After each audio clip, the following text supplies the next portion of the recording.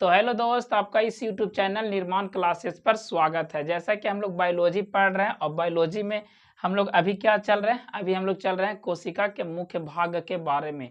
तो कोशिका के मुख्य भाग से रिलेटेड हम लोग दो टॉपिक को पूरे अच्छे से कर लिए थे। दो टॉपिक को क्या था, पहला क्या था, तो पहला था कोशिका भित्ति के बारे में हम लोग पढ़ लिए थे और कोशिका झिल्ली के बारे में पढ़ लिए थे। और क्या एक और किसके बारे में, तो 3 पार्ट को हम लोग देख लिए थे। सेंट्रोसोम के बारे में हम लोग पढ़ लिए थे। 3 टॉपिक को हम लोग पढ़ लिए हैं। तो आज हम लोग स्टार्ट करने वाले हैं किसके बारे में, तो एंडोप्लाज्मिक रेटिकुलम यानी कि अंतःप्रदबी जालिका के बारे में। किसके बारे में, तो अंतःप्रदबी जालिका के बारे में आज के वीडियो में हम लोग समझने वाले हैं। चलिए हम लोग समझते हैं कि अंतःप्रदबी जालिका क्या होता है। यह क्या होता है, हम लोग का क्या होता है दोस्त, तो एक प्रकार का यह क्या है, यह क्या होता है, कोशिका भित्ति होती है। सेल में सबसे पहले क्या मिलता है, पादप में। कोशिका भित्ति किस में मिलती है, तो पादप कोशिका के सेल में कोशिका भित्ति मिलती है। तो सबसे जो आउटर पार्ट होता है कोशिका भित्ति होती है। उसके बाद यह क्या होता है, उसके बाद कोशिका झिल्ली। उसके बाद सब क्या होते हैं, बीच में एक केंद्रक न्यूक्लियस पाया जाता है और इसके बीच यानी कि कोशिका झिल्ली और केंद्रक के बीच क्या पाया जाता है, कोशिका द्रव पाया जाता है। इसी में सभी कोशिकांग क्या होते हैं, मौजूद होते हैं। कोशिकांग सभी कौन मौजूद होते हैं, जैसे में क्या हो जाएगा, माइटोकॉन्ड्रिया, इंडोप्लाज्मिक रेटिकुलम यानी कि अंतःप्रदबी जालिका, इसे शॉर्ट में क्या कहते हैं, ईआर कहते हैं। और इसमें लाइसोसोम, राइबोसोम और क्या पाए जाते हैं, तो और पाए जाते हैं गोल्जी बॉडी यानी कि गोल्जी काय। और क्या पाए जाते हैं, और सभी क्या पाए जाते हैं, प्लास्टिड, वैक्यूल्स सभी क्या पाए जाते हैं, कोशिका द्रव में ही पाए जाते हैं। तो आज का जो हम लोग का टॉपिक को पढ़ना है, आज हम लोग किसके बारे में समझेंगे दोस्त, तो ईआर के बारे में यानी कि इंडोप्लाज्मिक रेटिकुलम यानी कि अंतःप्रदबी जालिका के बारे में आज हम लोग समझने वाले हैं। यह क्या है दोस्त, कोशिका भित्ति है। यह क्या है, कोशिका भित्ति है। और यह क्या है आपका, कोशिका झिल्ली है। क्या है, कोशिका झिल्ली है। और इसके बीच में जो पाया जाता है वह क्या होता है, केंद्रक होता है। क्या होता है दोस्त, केंद्रक होता है। केंद्रक के बारे में हम लोग आगे की ओर अच्छे से स्टडी करेंगे। और यह क्या होता है, जो जिसमें सभी कोशिकांग क्या होते हैं, उपस्थित होते हैं, मौजूद होते हैं, उसे क्या कहते हैं, कोशिका द्रव। तो कोशिका द्रव। तो आज का वीडियो जो हम लोग को आज का वीडियो है किस टॉपिक पर है, तो इंडोप्लाज्मिक रेटिकुलम यानी कि अंतःप्रदबी जालिका के बारे में हम लोग समझने वाले हैं।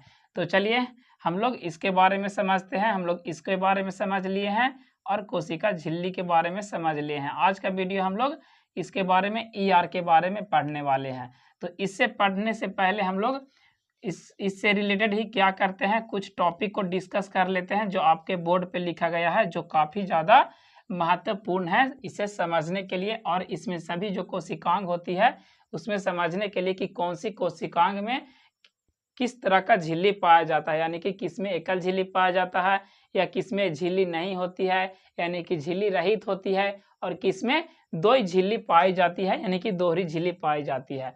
तो ऊपर लिखे हम लोग क्या दोस्त, कोशिकांग यानी कि ऑर्गेनल्स का हिंदी क्या होता है, कोशिकांग। तो द्वि झिल्ली युक्त कोशिकांग, एकल झिल्ली युक्त कोशिकांग और क्या है, झिल्ली रहित कोशिकांग। द्वि झिल्ली युक्त कोशिकांग का मतलब क्या है, यानी कि जिस कोशिकांग में क्या हो, द्वि झिल्ली पाया जाता है, यानी कि जो कोशिकांग दो झिल्ली से घिरा होता है उसी को क्या कहते हैं, द्वि झिल्ली युक्त कोशिकांग। और जिस झिल्ली में केवल एक क्या पाया जाता है, झिल्ली पाया जाता है, उसे एकल झिल्ली युक्त कोशिकांग कहते हैं। और जिस कोशिकांग में एक भी झिल्ली नहीं पाई जाती है उसे क्या कहते हैं, झिल्ली रहित कोशिकांग कहते हैं। क्या कहते हैं, झिल्ली रहित कोशिकांग।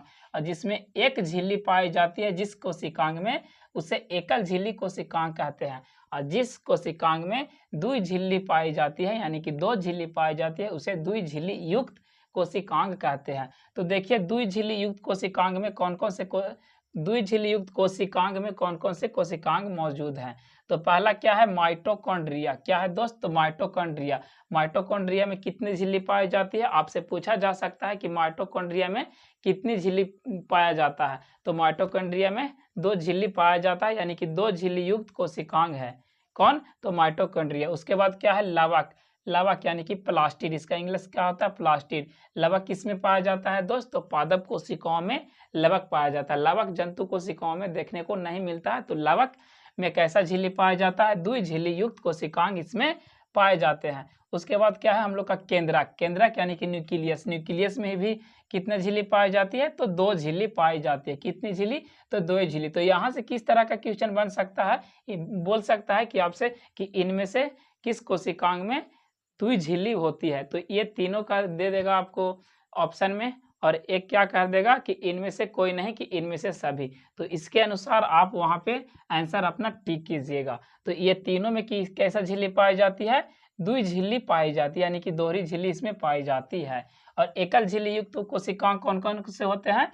अंतःप्रदवी जालिका यानी कि ईआर, इसके इंग्लिश में क्या कहते हैं? Endoplasmic reticulum.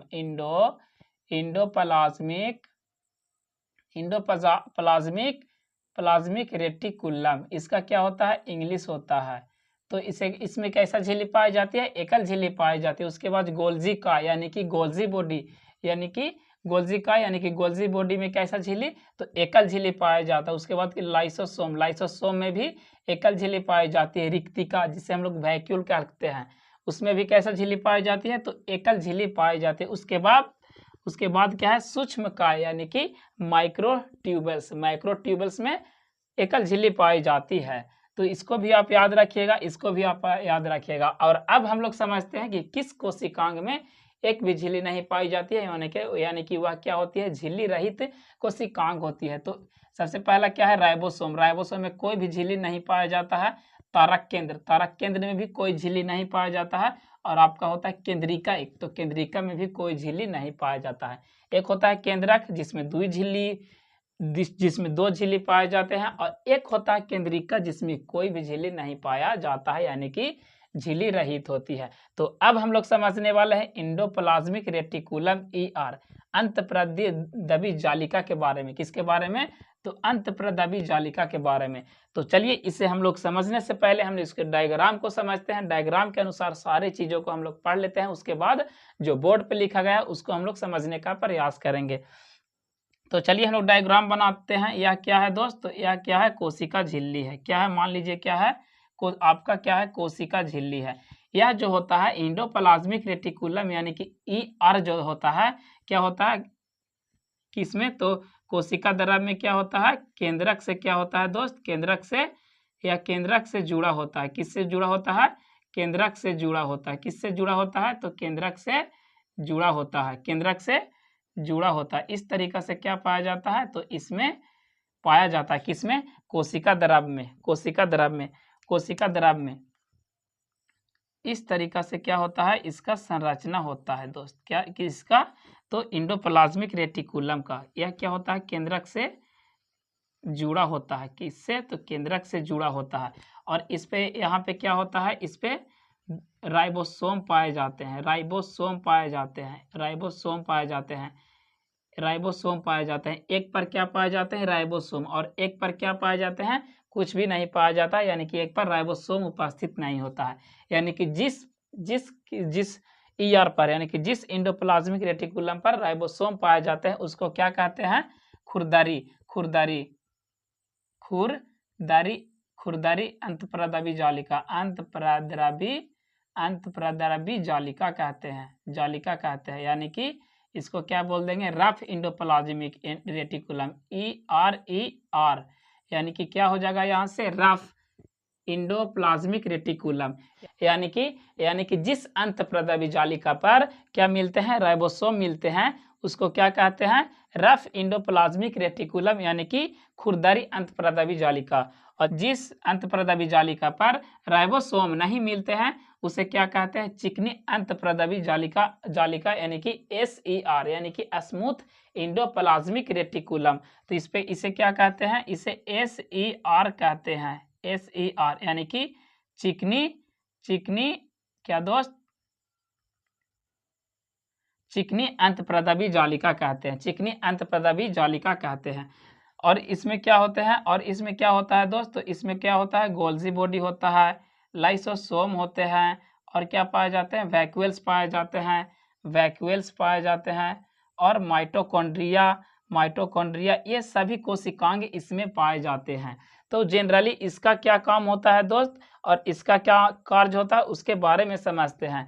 तो राइबोसोम पर जो होता है किस पर, अंतःप्रदावी जालिका पर, इसका क्या कार्य होता है, यानी कि रफ इंडोप्लाज्मिक रेटिकुलम का क्या कार्य होता है, इसका कार्य होता है प्रोटीन का संश्लेषण करना और इसका सभी कोशिकाओं में स्रवण करना। क्या करना, प्रोटीन का संश्लेषण, इसका क्या कार्य होता है, प्रोटीन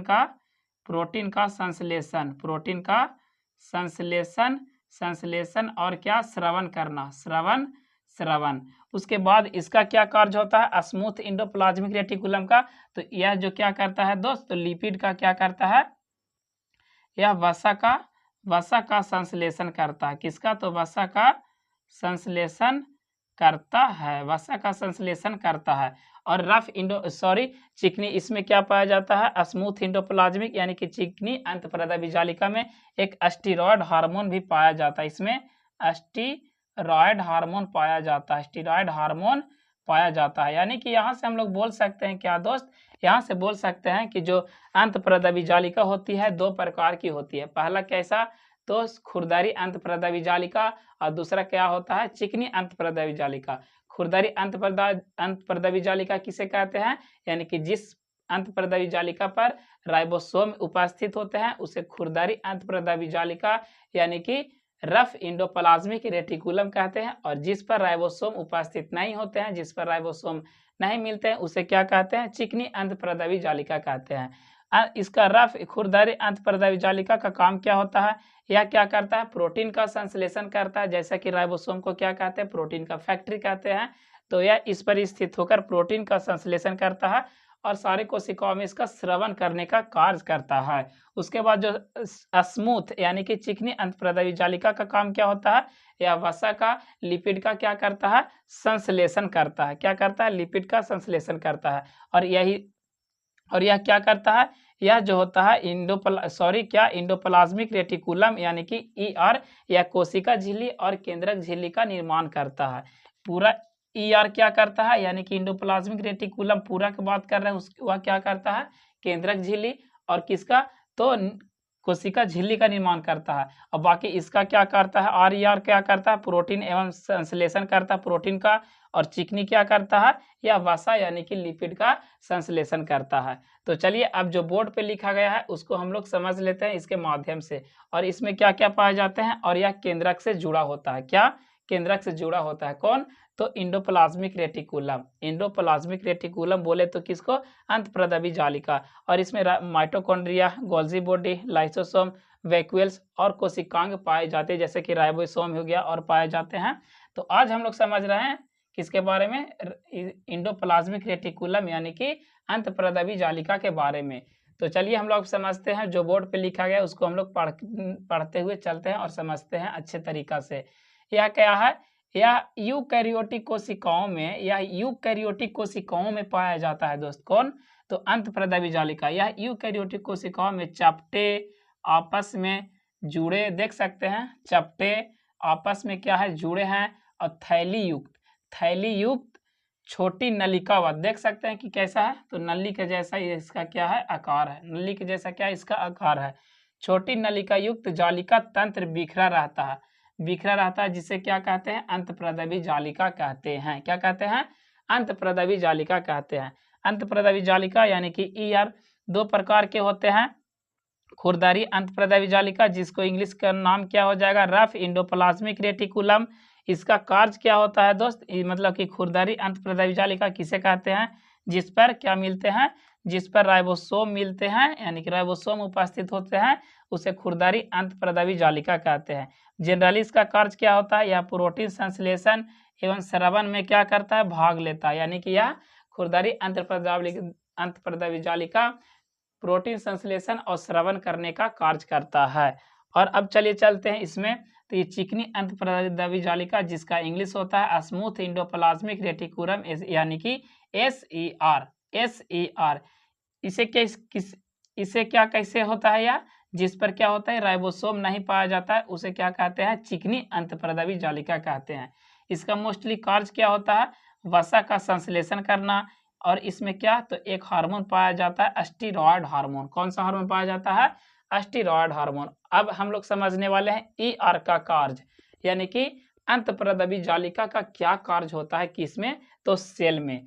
तो यह क्या करता है, कोशिका झिल्ली का निर्माण करता है। कौन, तो अंतःप्रदवी जालिका आपका ईआर, और केंद्रक झिल्ली का भी निर्माण करता है। और क्या करता है, इसके द्वारा कोशिका द्रव केंद्रक के विभिन्न भागों में, कोशिका द्रव और केंद्रक के विभिन्न भागों में पदार्थों का संचलन किया जाता है। तो किसके द्वारा, अंतःप्रदवी जालिका के द्वारा। अंतःप्रदवी जालिका का कार्य क्या है, फिर से एक बार समझ लेते हैं।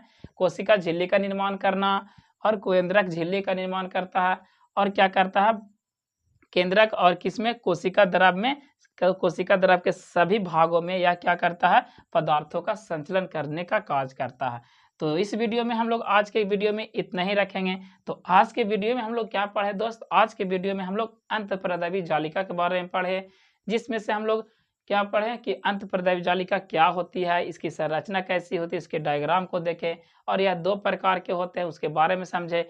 और अंतःप्रदवी जालिका जो 2 प्रकार के होते हैं उसके कार्य और उसमें क्या क्या पाया जाए तो उसके बारे में समझे, और अंतःप्रदवी जालिका के कार्य हम लोग समझे। तो इस वीडियो में बस इतना ही दोस्त। अगर आपको लगता है कि यह वीडियो आपके लिए थोड़ा भी इन्फॉर्मेटिव हुआ हो तो वीडियो को लाइक करें एंड चैनल को सब्सक्राइब करें एंड फॉलो करें।